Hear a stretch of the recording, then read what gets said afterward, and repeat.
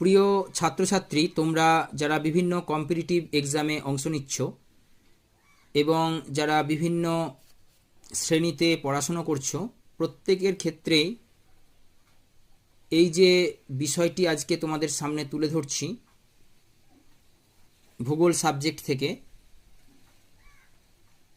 প্রত্যেকের ক্ষেত্রেই খুব গুরুত্বপূর্ণ। তো তোমরা নিশ্চয়ই সকলে জানো যে পৃথিবীতে মোট মহাদেশের সংখ্যা 7টি। সেই 7টি মহাদেশ হলো এশিয়া, ইউরোপ, উত্তর আমেরিকা, দক্ষিণ America, Africa, Oceania, Antarctica.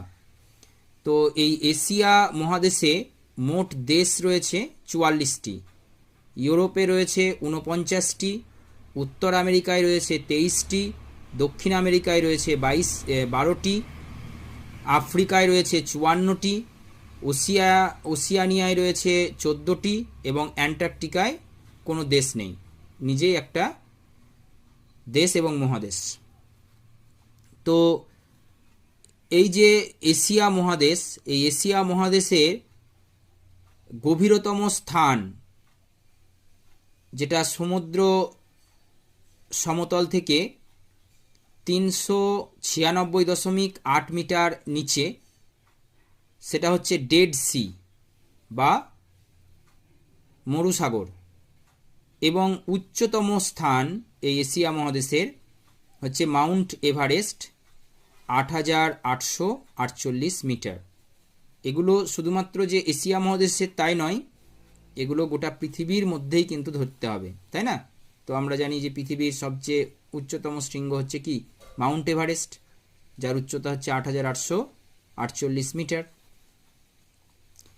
Next দেখো, ইউরোপের ক্ষেত্রে 49টি দেশ রয়েছে এবং এর সমুদ্র সমতল থেকে গভীরতম যে স্থান তার নাম হচ্ছে কাস্পিয়ান সাগর। ঠিক আছে, মাত্র 28 মিটার, অনেক কম ডেড সির তুলনায়। এবং উচ্চতম স্থান হচ্ছে কি এলব্রুজ, এটা হচ্ছে তোমার 5642 মিটার। তারপরে দেখো যেটা রয়েছে উত্তর আমেরিকা, 23টি দেশ রয়েছে। মৃত্যু উপত্যকা, যেটা গভীরতম স্থান সমুদ্র সমতল থেকে 85.9 মিটার নিচে। আর উচ্চতম স্থান হচ্ছে মাউন্ট ম্যাককিনলে, 6194 মিটার উচ্চতা। এরপরে মহাসাগর, মহাসাগর রয়েছে 5টি: প্রশান্ত মহাসাগর, আটলান্টিক মহাসাগর, ভারত মহাসাগর, সুমেরু এবং